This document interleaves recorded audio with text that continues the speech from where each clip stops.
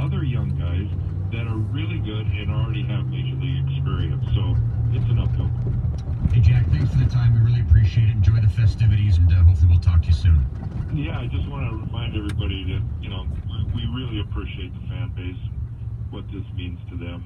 The whole reunion is going to be a lot of fun for all of us, and we just want to reach out to the fans, welcome them down to Comerica Park this weekend, and thank them for all their support over all the years. Awesome. Well, they'll be thanking you guys too, so appreciate the time. Thanks, Jack. You got it, guys. Thanks. Jack Morris, the Hall of Famer, with us here on 97.1 The Ticket.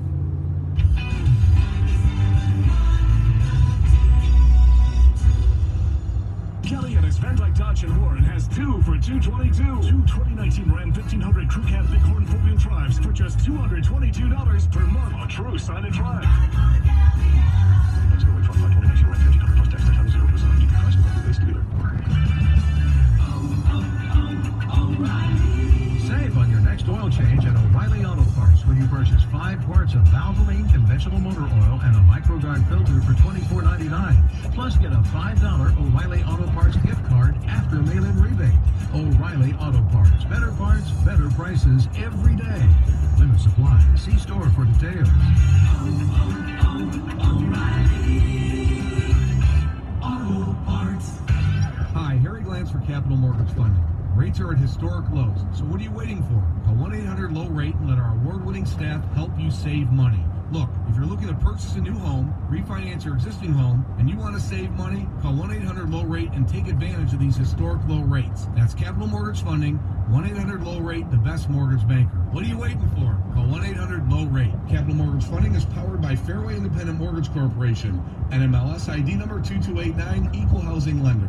Who would have thought? Who would have guessed? An energy company helping cars emit less. Making cars lighter is a good place to start. Advanced oils for those hard-working parts. Fuels that go further so drivers pump less. At ExxonMobil, it's what we do best. Efficiency is our driving ambition. It's full speed ahead to produce fewer emissions. Explore more about unexpected energy sources at energyfactor.com. Energy lives here. You can always count on Miller High Life, the champagne of beers. Always crisp, always easy drinking, always just right.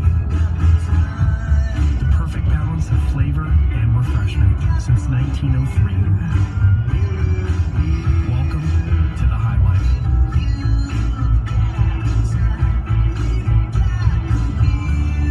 2019 Miller Brewing Company, Milwaukee, Wisconsin. Celebrate responsibly.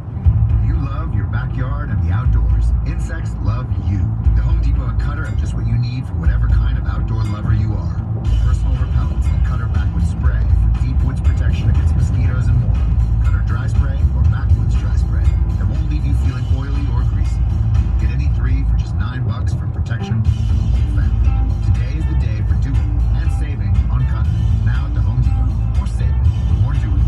July 7th, it's like store plus last store for details.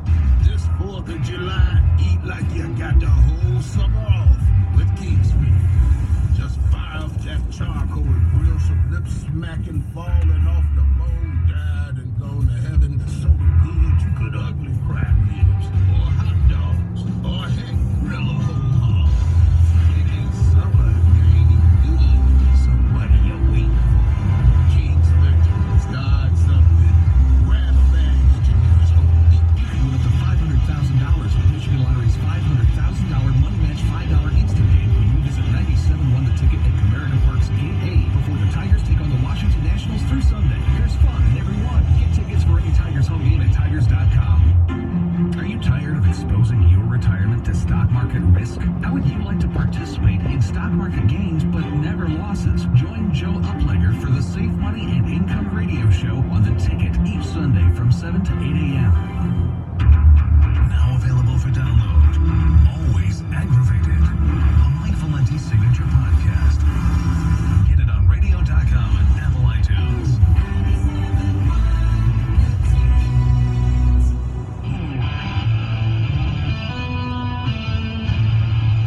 Stoney, you and I have pretty cool jobs, don't we? Yes, we do. And one of the coolest things we get to do right now is sit in the studio with one of the most beloved athletes in the history of this city. That was a tie.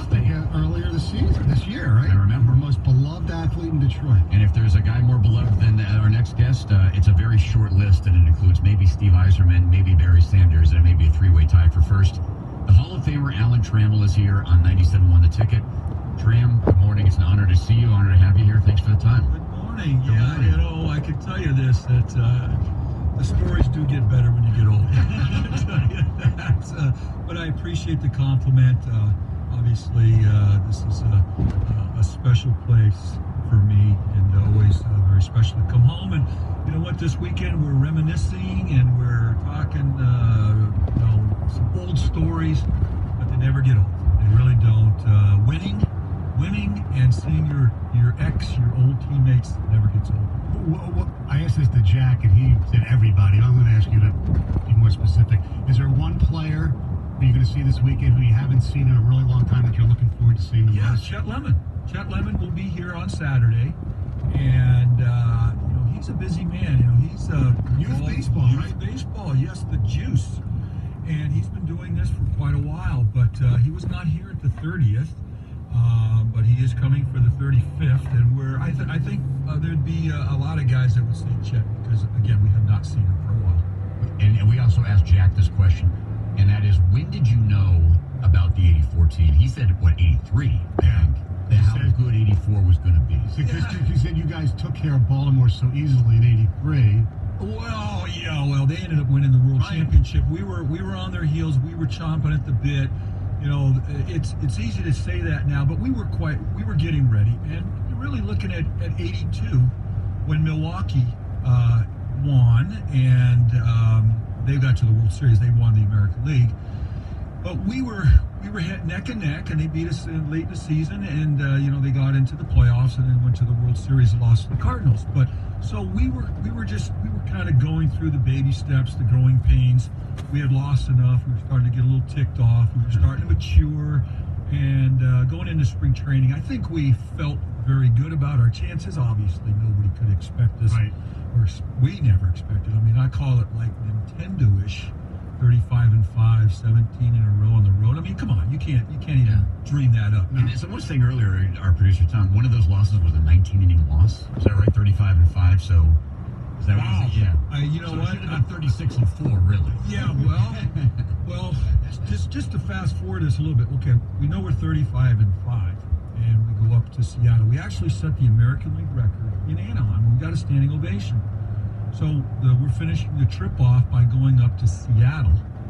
And at that time, they were one of the worst teams in baseball, if not the worst team in baseball. And you know what happened? We got swept. I'm saying that's baseball. Yes, Thank you. Yeah. Again, you can't take anything for granted. And we went up there, and they whacked us 3 games.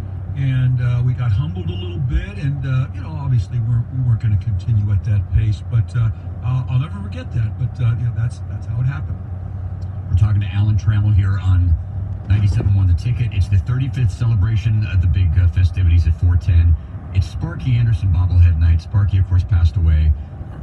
We always debate the role of a manager in baseball and what he means, and some teams seem to kind of manage themselves.